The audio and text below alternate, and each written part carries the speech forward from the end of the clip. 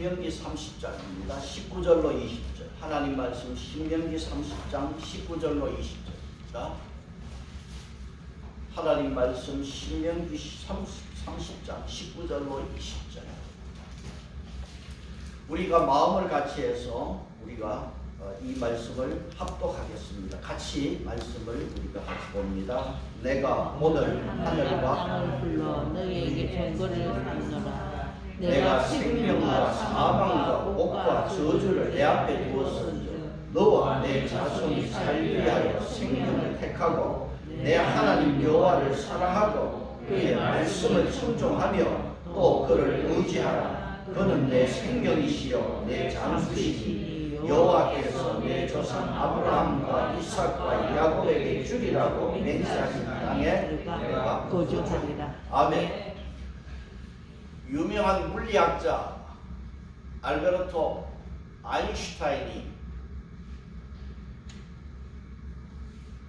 프린스턴에서 기차를 타고 여행하는 중에 있었습니다.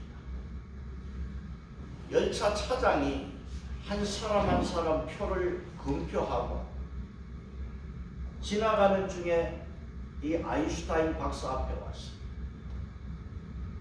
이 아인슈타인 박사는 호주머니를 뒤져봐도 열차표가 없어. 가방을 열어봐도 열차표가 나오지를 않아. 그래서 의자 밑에 흘렀는가 싶어서 의자 밑을 봐도 열차표가 없어. 이 열차 차장은 아인슈타인 박사에게 저는 당신이 누구인지 압니다. 박사님은 표를 사고 탔을 것이라고 저는 확신을 합니다. 표가 없다고 걱정하지 마십시오. 아인슈타인 박사는 감사하다고 고개를 끄덕였어요. 이 열차 차장은 극한의 모든 사람들 표를 검사하고 돌아서서 인사를 하고 다음 카드로 가려고 하는데 이 아인슈타인 박사는 여전히 바닥에 손을 대고 무릎을 꿇어서 표를 의자 밑에 표가 있나 표를 찾고 있어. 이 열차 차장은 바로 아인슈타인에게 달려가서 박사님은 표가 없어도 됩니다. 걱정하지 마십시오. 근데 아인슈타인 박사는요, 차장을 바라보면서 나도 역시 내가 누군지 알고 있고 내가 표를 산 것도 압니다. 그런데 내가 지금 어디로 가고 있는지 어느 역에 내려야 하는지를 몰라서 답답합니다. 내가 어디에 내려야 되는지 몰라서 표를 찾고 있습니다. 우리가 믿음 생활하면서 나는 누구인가? 나는 어디로 가고 있는가? 우리의 목적지는 어디인가? 여러분 이거 분명히 알고 가야 합니다. 이스라엘 백성들은 어떤 사람들입니까? 신명기 26장 18절에서 오늘 너를 그 보배로운 백성이 되게 했습니다. 이스라엘 백성들은 어떤 백성이냐? 보배로운 백성이 되게 했다고 하는 이 말은 인정하시고로 번역해도 되는 단어입니다. 자, 하나님께서 이스라엘 백성들을 보배로운 백성으로 인정했어요. 그래서 출애굽기 28장에는요 보배로운 백성이라는 그 보석이 그 이스라엘 백성을 보석으로 하나님께서 여기시고 그 상징으로 12지파에게 하나씩 보석을 주셨어요. 그래서 제사장 예복에는 한 줄에 보석 3개씩 12보석이 박혀있어요. 그 이스라엘은 너희들은 보배로운 백성이다. 신명기 27장 9절에서 오늘 내가 내 하나님 여호와의 백성이 되었으니 되리라가 아닙니다. 하나님의 보배로운 백성이 되었어요. 그 이스라엘 백성은 어떤 백성이다?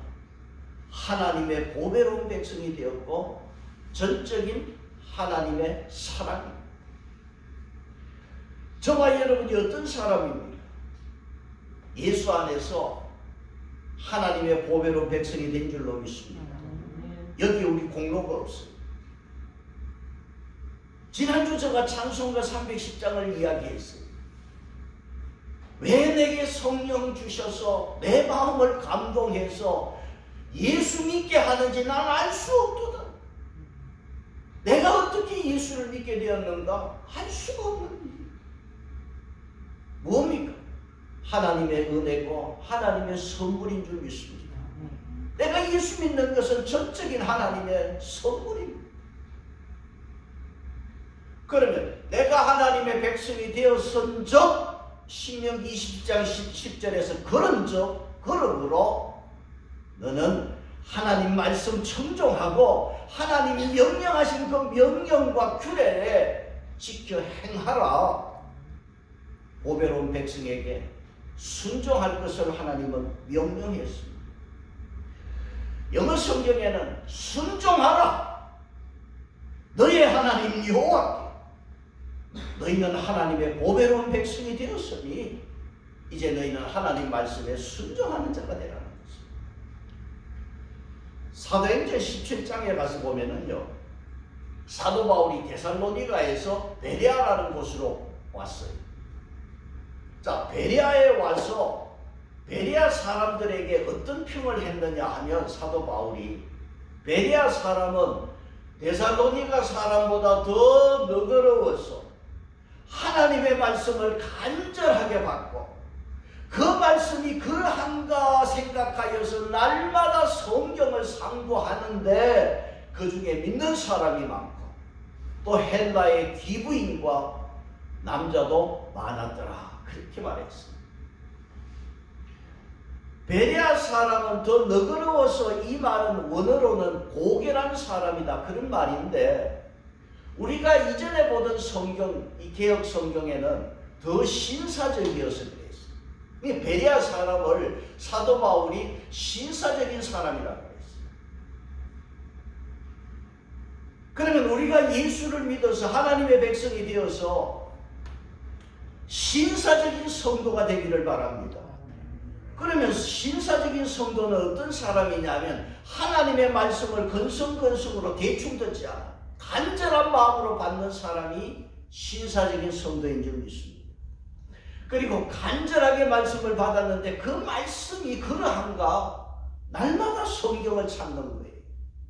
그래서 사도행전에서 성경을 상고했다고 하는 이 말은 신약 성경이 완성되기 전이었기 때문에 무슨 성경? 구약 성경을 보았다는 것입니다. 그래서 베레아 사람들은 신사적인 성도들이에요. 그래서 날마다 말씀을 사모하고 받을 때에 간절한 마음으로 말씀을 받았습니다. 자, 저와 여러분이 하나님의 백성이 되었어요.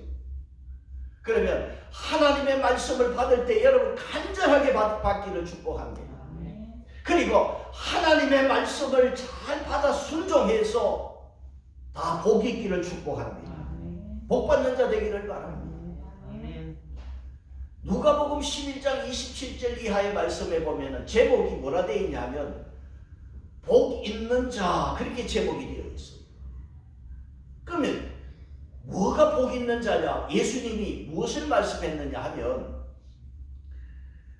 유대 종교 지도자들하고 논쟁이 붙었는데 예수님이 이 사람들을 잠잠하게 만들어 버렸습니다.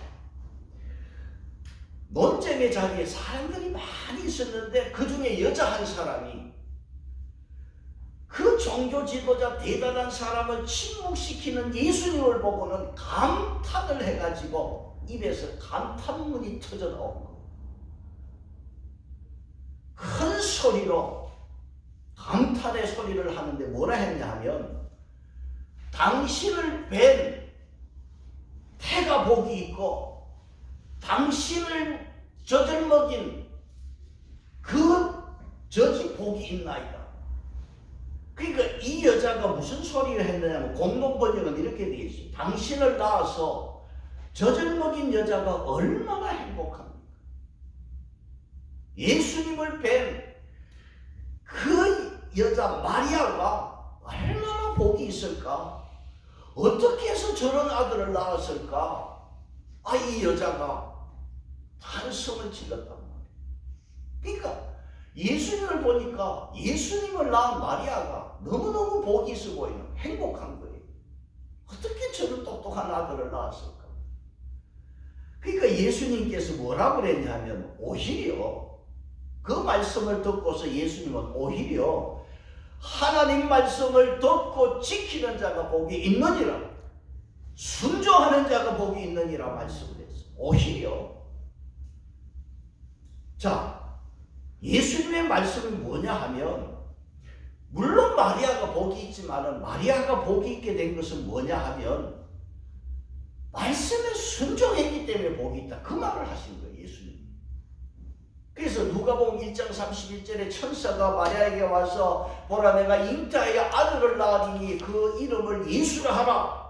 그러니까 마리아가, 아니 나는 남자를 알지 못하는데 어떻게 이런 일이 있겠습니까? 그러니까 천사가 하는 말이, 하나님 말씀은, 모든 말씀은 능하지 못한 일이 없느니라. 하나님 말씀은 넘지 못한 일이 없다 말이야. 그러니까 마리아가 주의 여종이니까 말씀대로 될지어다, 말씀대로 이루어지리이다. 그 마리아가 그대로 그 말씀에 순종을 했어요. 예수님은 자기를 낳은 마리아에 대해서 복을 부정한 것이 아니라 참된 복은 뭐냐? 하나님 말씀 순종하는 자가 복이 있다, 그 말씀을 하신 거예요. 그래서 우리가 지난주 신명기에 보았지요. 하나님 말씀에 순종하는 자에게 복을 주시는데 어떤 복을 주셨습니까? 신명기 28장에서 성읍에서도 복을 받고 들에서도 복을 받고, 뭡니까? 내 삶의 일터에서 하나님 복을 주시더라는 거예요. 그러면 내가 복을 받았어요. 나와 가장 가까운 내 자식이 또 복을 받아야 되잖아. 그러니까 신명기 28장 4절에서 내 자식이 복이 있단 말이야. 그럼 자식이 복이 있고 자식이 먹고 살아야 복이잖아요. 그러니까 하나님이 무슨 복을? 토지소산의 복을 주시는 거예요.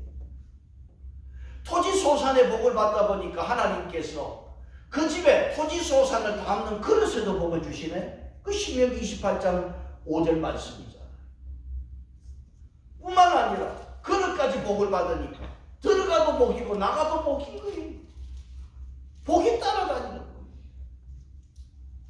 또 뿐만 아니라 28장 7절에 원수를 이기게 해주시다. 내가 어디 가든지 복을 받고 살지만은 원수가 나를 괴롭히면 이거 못 사는 거예요. 그래서 28장 7절에 하나님께서 원수가 한 길로 왔다 몇 길로? 7길로 도망할지요. 하나님께서 원수를 막아주시는 거예요. 그래서 오늘 우리가 이 신명기에 와서 하나님의 뜻이 뭐냐 하면, 하나님의 뜻은 하나님의 백성들이 저주는 피하고 복받고 살기를 원하는 거예요. 이게 하나님의 뜻입니다. 그러면 하나님의 백성들이 복을 누리고 살기 위해서 하나님 말씀에 순종하려면 하나님 말씀이 여러분 쉬워야 되잖아요. 어려워서는 어떻게 이걸 지킬 수가 있습니다. 그러니까 신명기 지난주 30장에서 무슨 말씀입니까? 하나님 말씀은 어렵지 않고 멀지도 않고 쉽다. 그래서 누구나가 지킬 수 있다. 그래서 신명기 30장은 핑계하지 못하도록 우리에게 말씀을 주셨습니다. 하나님 말씀은 절대 어렵지 않다. 그래서 누구나 다 순종해서 복을 받을 수 있다. 이 말씀을 신명기 30장에서 했어요. 그래서 신명기 30장 11절로 14절이 그 말씀이잖아요. 자, 30장 11절을 한 번 더 보겠습니다. 신명기 30장 11절 같이 봅니다. 시작. 내가 오늘 내게 명령한 이 명령은 내게 어려운 것도 아니고 먼 것도 아니라. 하나님께서 주시는 이 말씀은, 명령은 어려운 것도 아니고 먼 것도 아니고, 그래서 그 밑에 12절에 하늘에 있는 것도 아니고, 누가 하늘에 올라가서 그 말씀을 받아와서 순종하는 게 아니란 말이에요. 14절에 13절에서 이것은 바다 밖에 있는 것이 아니니, 하나님의 말씀을 저 바다 밖으로 가서 그 말씀을 받아와서 우리가 행하고 순종하는 것이 아니라는 거예요. 30장 14절에 뭐라고 그랬습니까? 같이 봅니다. 시작. 오직 그 말씀이 내게 매우 가까워서 내 입에 있으며 내 마음에 있은즉 내가 이를 행할 수 있느니라. 하나님의 말씀은 내게 가까워서 매우 가깝단 말. 이보다 가까울 수는 없어. 내 손에 있는 게 아니라 아예 내 입에 있고 내 마음에 있습니다. 그래서 누구나 다 하나님 말씀을 행할 수 있다고 그랬습니다. 종교개혁 이전에요. AD 405년경에 이 라틴어로 성경이 번역이 됐어요. 그리고 독일어로 성경이 번역될 때 1522년이에요. 그러니까 한 1000년 이후에 라틴어 성경 번역하고 1000년이 지나서 독일어 성경이 번역되고 그 다음 한 90년, 100년 못 가서 영어 성경, 킹제임스 영어 성경이 번역돼요. 그런데 문제는 종교개혁, 루터가 종교개혁하고 성경 번역하는 1522년까지 405년에서 1522년까지 천주교가요 아주 나쁜 짓을 했어요. 뭐라 했느냐 하면 귀에 들리지 않는 설교를 했어요. 그래서 전부가 라틴어로 읽고 라틴어로 설교를 하는 누구나 어디서나. 그러니까 사람들이 이걸 듣고 이해할 수가 없어. 그러니까 듣고 이해가 안 되니까 믿음이 자라지를 않아. 믿음이 자라지 않으니까 하나님의 능력이 나타나지를 않아. 여러분 가끔 텔레비 한번 보시면은 저 이태리에 가서 성악을 공부한 사람이 와가지고 이태리 노래로 이태리 말로 아주 열심히 노래를 하는데 그게 무슨 말인지 누가 이해하고 알아듣습니까? 종교개혁 이전에요 천주교가 전부 그렇게 했어요. 무슨 말인지 알아들을 수 없는 1000년 넘게 중세 설교가 그랬어요. 그러니까 종교가 타락해버렸잖아요. 지금 우리는 이 하나님의 말씀 우리 말로 쉬운 말로 이렇게 번역되어서 우리가 성경을 보고 있고 여러분 이해되지 않는 것 있습니까? 설교를 통해서 얼마든지 이해할 수가 있어요. 이 신명기 30장 말씀을 사도 바울이 로마서 10장에서도 그대로 인용을 했어. 그래서 말씀이 내게 가까워서 내 입에 있고 내 마음에 있다. 내 마음에 있는 말씀을 내가 믿어서 입으로 시인하여 구원을 받는다. 사도 바울이 그렇게 말씀을 했어요. 여러분 하나님 말씀은 내게 매우 가까운 줄 믿습니다. 그래서 누구나 다 이 하나님 말씀은 순종할 수가 있습니다. 그래서 사도 바울은 오늘 신명기 모세는 이 신명기 28장에 와서 뭐라 하느냐 하면 그러면 순종할 수 있는 이 말씀 앞에 너희들 결단하라는 것은 지금 이 시간은 결단의 시간. 이 쉬운 말씀 앞에 너희들 이제 생명 걸고 복 받고 살기를 원하면 결단하라는 거예요. 여러분 31장 제목 한번 보세요. 31장 제목이 뭡니까? 역사가 모세의 길을 잇다. 자, 31장 제목이 여호수아가 누구의 뒤를 있습니까? 모세의 뒤를 이어. 31장 14절 제목이 뭡니까? 마지막 지시. 그리고 14절 31장 14절 여호와께서 모세에게 이르시되 내가 무슨 날이? 죽을 기한이 가까웠어요. 이제 모세가 삶이 끝나는 거예요. 모세의 인생 120세의 인생의 마지막 끝자락입니다. 그러면 모세가 이 마지막 설교에서 뭘 말하고 있습니까? 결단하라. 이제 결단하라. 나는 이제 떠난다 말이야. 나는 너희들과 더 이상 있을 수 없다. 이제 하나님 말씀에 내가 순종하겠습니다. 결단하라는 거예요. 모세는 마지막에 결단을 시키고 있습니다. 하나님의 말씀은 여러분 생명의 말씀인 줄 믿습니다. 하나님의 명령은 생명의 명령입니다. 말씀에 순종하면 생명이고 말씀을 거역하면 사망인데 이제 결단하라는 거예요. 여러분 중간은 없습니다. 생명이냐 사망이냐 천국이냐 지옥이냐 둘 중 하나지 중간은 없습니다. 천주교가요 그 천주교 교리 중에 천국에 가기에는 자격이 부족해. 그런데 지옥 갈 정도로 큰 죄는 범하지 않은 것 같아. 그러니까 천국도 못 들어가고 지옥도 못 들어가는 중간지대, 뭐를 만들어? 연옥이라는 게 있다. 연옥. 그래서 천주교는 연옥 이야기가 있잖아요. 그런데요, 여러분, 천주교는요, 그 연옥 가지고 지금까지, 그 중세 시대부터 지금까지 돈벌이 했잖아요. 연옥에 있는 식구들이, 연옥에 있는지 천국 가는 지옥 어떻게 알아? 연옥에 있는 식구가 천국 가도록 헌금 많이 하라. 헌금 많이 하면 천국 가잖아. 그 천주교가 지금까지 그래갖고 돈 벌어보잖아. 생명이냐 사망이냐 천국이냐 지옥이냐 둘 중 하나지 중간은 없습니다. 사망이냐 생명이냐 복이냐 저주냐 둘 중 하나. 그래서 여러분 15절 보시면 30장 15절 보시면 30장 15절 같이 봅시다. 시작. 보라 내가 오늘 생명과 복과 사망과 화를 내 앞에 두었나니 생명과 복 사명과 화를 내 앞에 두었다 그랬어요.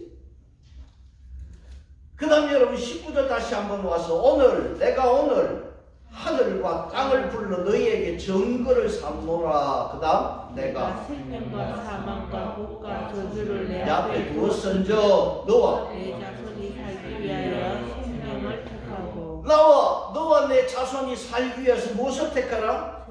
생명을 택하는데 언제? 오늘. 여러분 오늘 여기 19절 말씀 20절 말씀 오늘 내가 이 말씀 택해야 돼. 15절에서도 오늘이 신명기 30장 15절로 19절 사이에 오늘이라고 하는 부사가 4번 기록되어 있어요. 여러분 오늘 우리가 선택하는 이 바른 선택은 바로 내 후손까지도 미래를 결정하는 중요한 선택이에요. 그래서 모세는 선택하라. 무엇을 선택하라? 생명을 선택하라. 여러분 히브리 언어라는 이 말은요, 생명과 사망, 복과 저주, 이 히브리 언어 자체는요 독립된 단어가 아니에요. 이 히브리 언어는 어떤 언어냐면 다 뭐와 연관되어 있다? 하나님과 연관되어 있어요. 그래서 일반 언어와 다른 게 히브리 언어입니다. 그래서 생명이 뭐냐? 하나님이 불어넣으신 숨결이 생명입니다. 하나님이 그 코에 생기를 불어넣었을 때 거기에 생명이 있는 거예요. 그러면 이 생명이라는 단어가 복수로 쓰일 때는 살아 움직인다는 뜻이에요. 그러면 생명은 하나님이 불어넣는 숨결이면 복은 뭐냐? 복은 이 히브리 말의 복음은 복이라는 단어는 무릎이라는 뜻이에요. 지존하신 하나님 앞에 무릎을 꿇는 자에게 복을 주신다. 이게 히브리어의 복의 단어입니다. 그러면 사망은 뭐냐? 하나님과 나 사이에 하나님 관계가 끊어지는 게 사망이에요. 저주는 뭐냐?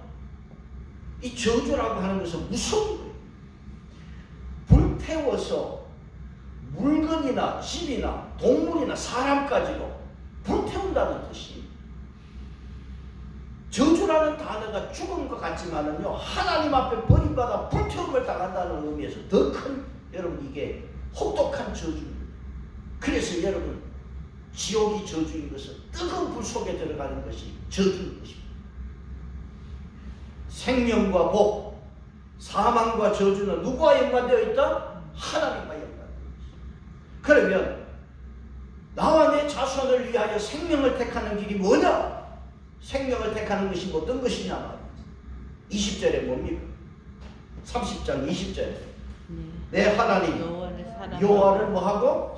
하나님 사랑해야 돼. 그것이 생명을 택하는 길이고 그것이 복받는 길인 줄 믿습니다. 내 하나님을 사랑하는 길. 30장 15절에서 내가 오늘 생명과 복과 사망과 화를 내 앞에 두었나니, 자, 그 다음 또 곧 내가 오늘 내게 명령하여 내 하나님 여호와를 뭐하고? 사랑하고.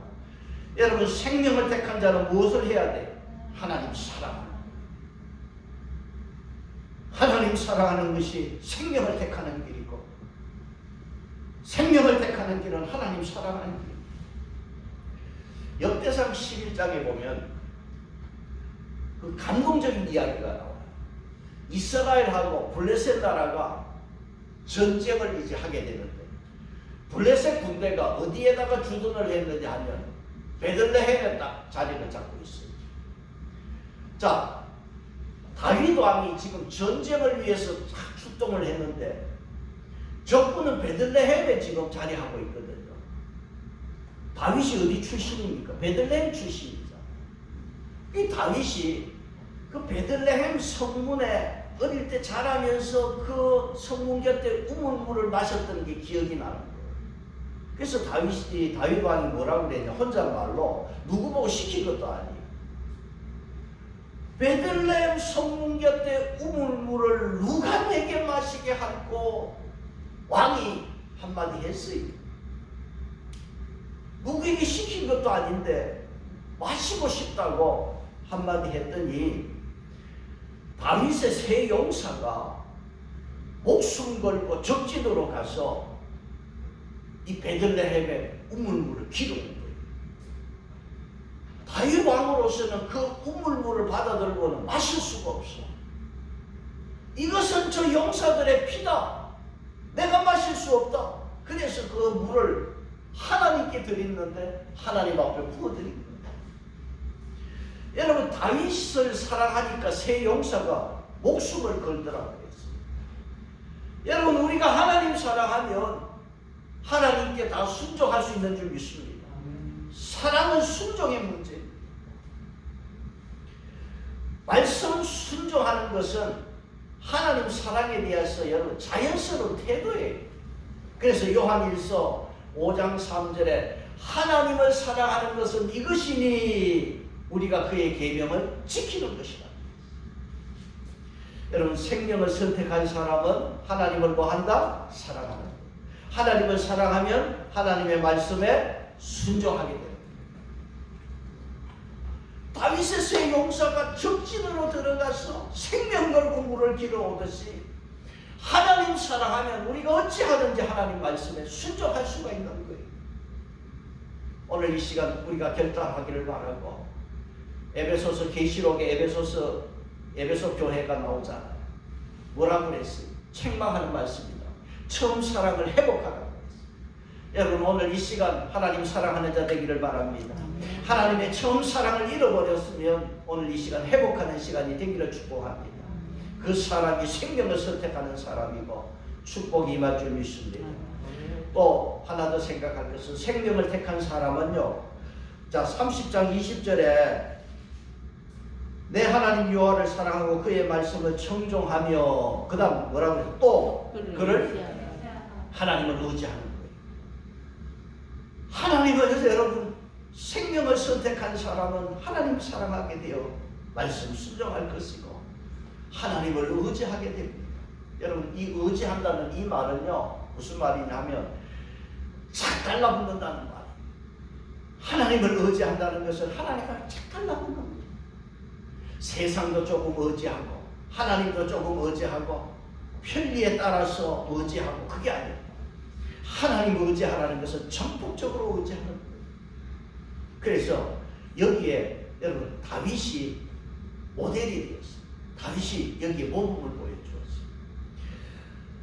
다윗은 우리가 주일 찬양 예배 시편을 보았잖아요. 시편 18편 29절에 내가 하나님을 의지하여 담을 뛰어넘었도다 그랬어요. 여러분, 우리가 인생을 살아가면서 뛰어넘어야 할 담이 왜 이렇게 많습니까? 담의 종류도 많고 제일 큰 인생의 담은 사람이. 근데 다윗은 그 담을 뛰어넘었는데 누구를 의지해서? 하나님을 의지해서 뛰어넘었다. 자, 이 말은 무슨 말이냐 하면 하나님 등에 업혀서 그 높은 담을 뛰어넘은 거예요. 내 힘으로 뛰어넘을 수 없지만은 하나님 등에 업히면은 다 쉽게 뛰어넘을 수 있는 줄 믿습니다. 여러분, 태평양 헤엄쳐서 태평양 건너갈 수 있어요. 비행기 타면 다 쉽게 건너가요. 하나님을 의지하면 어떤 장벽도 우리가 뛰어넘을 수 있는 줄 믿습니다. 여러분, 사람 붙들고 의논해 보세요. 이 말이 맞는 것 같고 저 말도 맞는 것 같고 해결이 안 돼. 시편 37편 5절에 그를 의지하면 그가 이루시고 하나님 의지하면 하나님이 이루어 주시는 줄 믿습니다. 방패는요 막아주는 무기고 방패는 내 몸을 보호해주는 방어용 무기입니다. 성경에 하나님이 어떤 자에게 방패가 되어주시느냐, 아무나 방패가 되어주는 거 아니에요. 첫째는 시편 18편 30절에 그는 자기에게 피하는 모든 자에게 방패시니라. 하나님께 피하는 자에게 하나님은 방패가 되어주시고 막아주시는 은혜가 있습니다. 여러분, 하나님 앞에 피함으로 말미암아 온갖 세상의 탐과 유혹과 시련과 시험을 하나님이 막아주시는 축복이 있기를 바랍니다. 또 하나님은 어떤 자에게 방패가 되시느냐 하면 잠언 30장 5절에서 하나님 말씀은 다 순전하며 하나님은 그를 의지하는 자의 방패가 되시느니라. 어떤 자에게 방패가 되신다? 하나님을 의지하는 자에게 방패가 되신다. 방패가 되어주신다는 것은 온전한 보호자가 되어주시는 거예요. 여러분, 내 인생 살아가면서 내 힘대로 되는 것 없고 내 마음대로 되는 거 없어요. 하나님이 방패가 되어주실 때 가장 안전할 줄 믿습니다. 다윗은 시편 28편 7절에서 여호와는 나의 힘과 나의 방패시니 내 마음이 그를 의지하여 도움을 얻었도다. 그러므로 내 마음이 크게 기뻐합니다. 다윗이 하나님을 의지하여 도움을 얻고 보니까 그게 큰 기쁨이 되었어요. 다윗은 하나님을 의지해서 이렇게 큰 기쁨을 얻었습니다. 성경에요 참 안타까운 사람이 있어요. 누구냐 하면요 삼손은 나시린으로 태어났어요. 나시린은 뭐냐 하면 하나님께 헌신된 자를 나시린이라고 해요. 헌신된 자예요.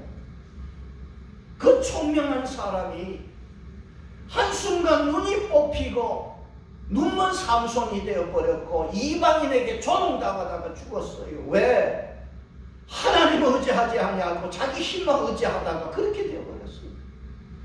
오늘 여러분 어찌하든지 하나님만을 의지하는 여러분 되시기를 축복합니다. 모세는 신명기 마지막에 와서 결단을 촉구하면서 너와 너 자손을 위해서 생명을 선택하라고 그랬어요. 여러분, 생명을 선택하는 게 뭡니까? 하나님 사랑하는 것인 줄 믿습니다. 하나님 사랑하면 하나님 말씀이 쉽고 순종할 수 있어서 복이 됩니다. 또 생명을 택한 자는 뭐합니까? 하나님을 의지하는 줄 믿습니다. 자, 신명기 30장 20절 보십시다. 내 하나님 여호와를 사랑하고 그의 말씀을 청종하며 또 그를 의지하라. 그 다음 번호가 있어요 없어요? 1번 그는 뭡니까? 생명이시요 내 장수시니고 1번 있죠. 1번 밑에 뭐라고 되어 있습니까? 그것이. 자, 그것이 그래서 그것이 뭐냐? 하나님 사랑하고 그 말씀 순종하며 그에게 의지하는 그것이 나에게 뭐가 된다? 생명이 되고 나에게 장수가 됩니다. 오늘 여러분 하나님 사랑하고 하나님 의지하면 그것이 여러분에게 생명이 되고 장수가 되는 줄 믿습니다. 지금 우리가 어느 때보다 어려운 때를 당하고 있습니다. 모든 일이 참 어려워졌습니다. 여러분, 이럴 때일수록 다윗처럼 나의 힘이 되신 여호와여 내가 주를 사랑합니다. 내가 하나님을 의지해서 담을 뛰어넘었습니다. 하나님 사랑하고 하나님 의지함으로 지금 우리 앞에 보인 이 엄청난 담을 뛰어넘는 저와 여러분 되시기를 축복합니다. 그러한 저와 여러분에게 하나님은 들어가도 나가도 복을 주시는 이 놀라운 축복이 이 어려운 가운데 오늘 또 하나님 앞에 나와 예배드리고 하나님 사랑하는 여러분에게 이 놀라운 은혜가 함께하기를 축복합니다. 찬송하겠습니다. 490절